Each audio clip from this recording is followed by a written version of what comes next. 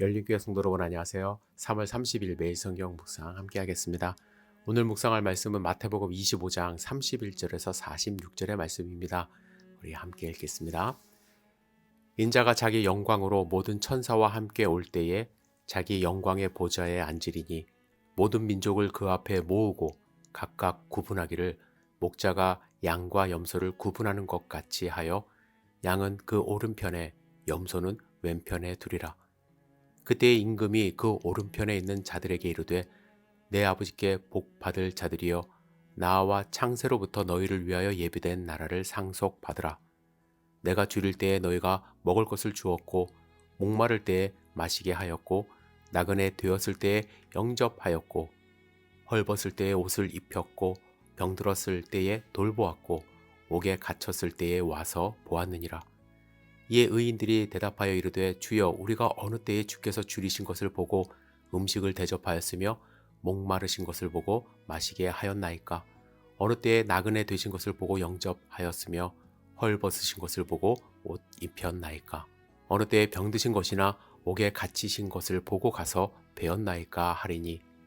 임금이 대답하여 이르되 내가 진실로 너에게 이르노니 너희가 여기 내 형제 중에 지극히 작은 자 하나에게 한 것이 곧 내게 한 것이니라 하시고 또 왼편에 있는 자들에게 이르시되 저주를 받은 자들아 나를 떠나 마귀와 그 사자들을 위하여 예비된 영원한 불에 들어가라.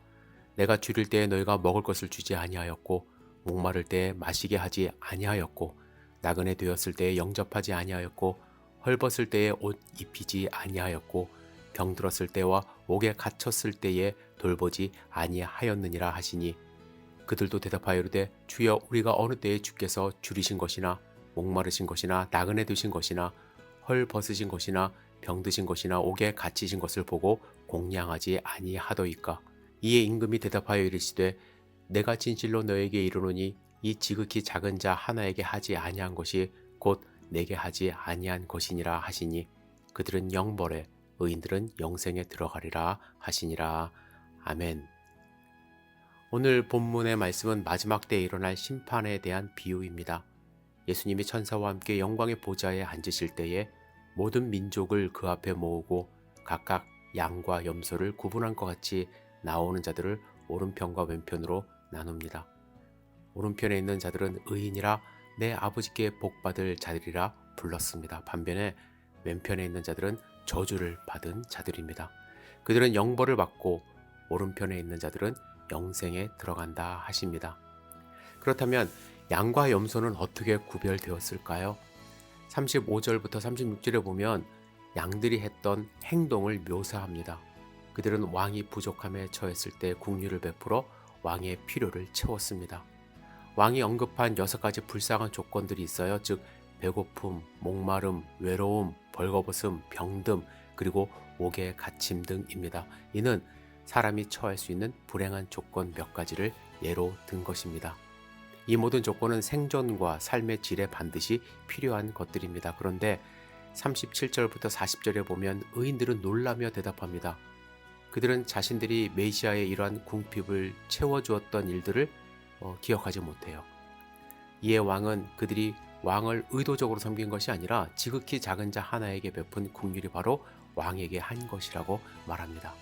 여기서 지극히 작은 자는 이웃이 될 수 있습니다. 또한 지극히 작은 자는 예수 그리스도의 복음을 전하는 제자들이 될 수도 있습니다.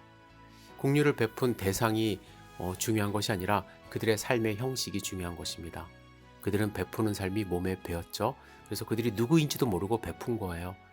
예수님이 강조하신 것은 하나님의 백성들은 부지 중에 작은 자들에게 베푸는 삶을 산다는 것입니다. 반면 왼편으로 분류된 자들은 왕이 그런 궁핍에 처했던 것을 전혀 기억하지 못합니다. 그래서 왕은 42절부터 그들이 하지 않은 일들을 또한 나열해요. 그들은 불쌍한 형제들을 무시했기 때문에 가장 작은 자들을 무시한 것은 자신을 무시한 것과 같다고 선언하십니다. 여러분, 우리는 어떻습니까? 작은 자들을 대할 때 어떤 마음으로 대합니까?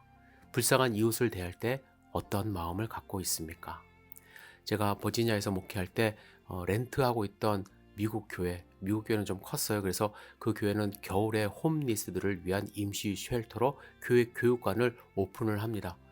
겨울에 쉘터 사용이 아주 급증하기 때문에 버지니아는 겨울에 많이 춥잖아요. 그래서 나라에서 운영하는 쉘터가 부족해서 교회들에게 부탁을 합니다. 그래서 교회들이 자발적으로 자기 공간을 일주일씩 오픈을 합니다.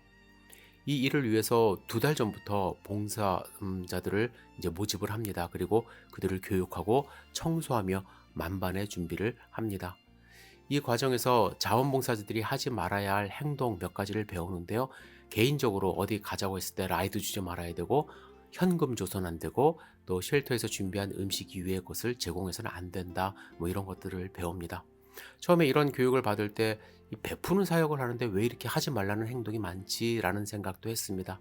하지만 이 모든 행동이 그들을 위한 것임을 나중에 알게 됩니다. 홈리스들 중에는 마약, 알코올 등에 중독된 자들이 있기 때문에 우리의 행동이 그들에게 악한 영향을 줄 수 있기 때문이죠. 제가 이 말씀을 드리는 이유는요. 우리가 무언가를 베풀 때 내가 주고 싶은 것 무조건 주는 것이 선행이 아니라 그들에게 필요한 것을 제공하는 것이 선행이라는 것을 말씀드리고 싶었기 때문입니다. 이를 위해서는요, 우리는 그들이 필요한 것을 연구해야 하고요, 그들에게 좋은 것을 찾는 노력이 또한 필요합니다.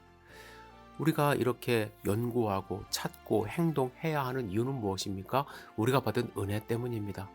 우리가 입은 은혜를 안다면 그 은혜를 흘러 넘치는 삶의 태도가 있어야 한다는 것이죠.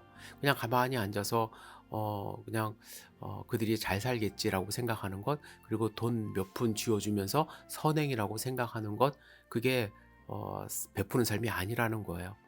여러분, 오늘 은혜를 베풀 대상이 주변에 있습니까? 여러분, 손을 내밀어 은혜를 함께 나눌 수 있기를 기도합니다.